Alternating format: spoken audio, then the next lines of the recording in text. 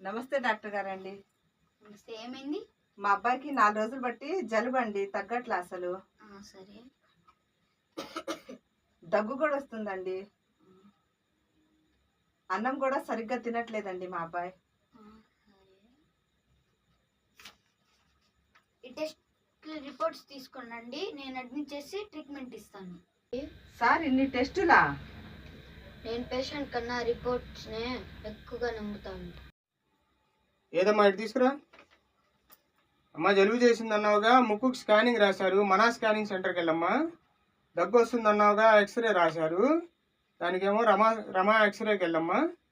అలాగే ఆహారం తీసుకోవట్లేదు అన్నావు కదా, దానికి కూడా యాండోస్కోపీ రాశారు డాక్టర్ గారు, అది కూడా చేపించుకురామ్మా. వామ్మో ఇన్ని టెస్టులా? నా కళ్ళు తిరుగుతున్నాయండి. కళ్ళు తిరుగుతా అన్నమాకమ్మా, మళ్ళీ డాక్టర్ గారు నీకు ఎంఆర్ఐ స్కానింగ్ రాస్తారు.